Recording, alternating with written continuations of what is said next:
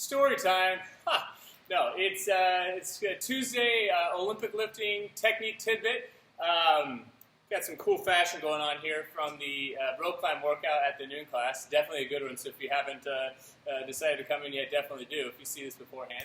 But no, let's talk about some technique. The drill today, rather than technique, think of it as like a foundation for good technique to be built upon.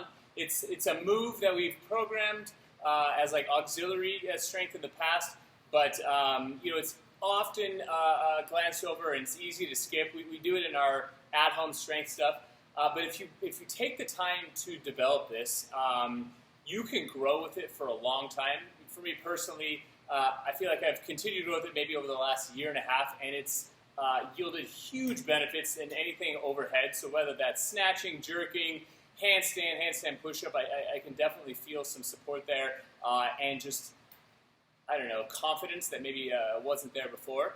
The move's called a trap 3 raise.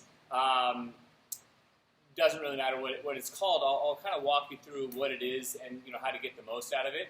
But I'll say in the beginning here, you're going to use a weight that is going to seem just like hopelessly light in order to do this properly. Embrace that. When I started, I think I was using 1 1/4 pounds, and then over time you build it. And I'll tell you how to progress. So if you want to really take this seriously, I would do this 3 times a week, maybe every other day. Do it at the end of your session, and we're going to go for 3 working rounds. So I like to have a bench here. Let me tilt this up.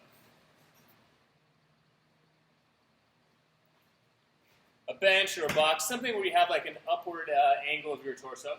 I'm holding onto the weight. What I'm going to do is I'm going to shrug my shoulder into the kind of retracted and depressed position. I'm going to keep my arm locked out. I'm going to raise this arm in an orientation just like a Y. So as soon as I get to that overhead position, making sure my arm is locked out, I'm going to count 1, 2, and then without losing my shoulders set back how I originally did it, I want to take a 4 count to get back down, and then I'm going to relax. So I'll roll it up and back, lift, 1, 2, and then 1, 2, 3, 4, relax. We're going to do that for reps. I'd say start, like I said, with something very light. If you have to go even lighter than 1 1/4, you can hold, like a baseball or a water bottle, something that's slightly weighted, but make sure that you, A, set the position, B, get to a locked out kind of overhead Y position, and then C, take the full tempo. So 2 at the top, and then 4 seconds on your way back down. So I'll show you from the front as well. So I roll my shoulder up and back. I'm going to lift. Arm is locked. 1, 2, and then 1, 2, 3, 4, and then relax. So like I said, you'll do 5 on your right side, 5 on your left side, and then you can rest for maybe a minute or so and go through 3 full rounds.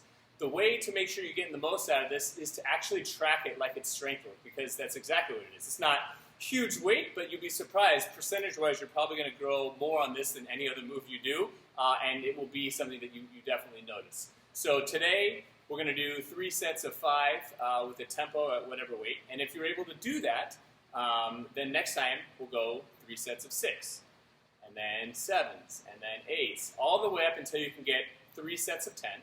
And if along the way there's a day where you're just like, you know what, I don't have it today, doesn't matter. Just get as far as you can, but don't move on until you're able to get whatever the next rep range is in the sequence. And then, like I said, once you're able to get to 3 successful sets of 10 on each side, then we're going to drop back down to 5 and go up a little bit.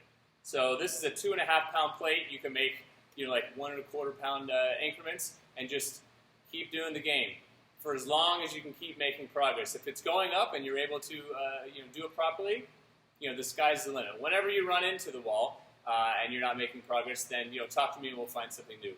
But as far as supporting a good snatch, definitely something that's worth the time and investment. So give it a shot and let me know what you think.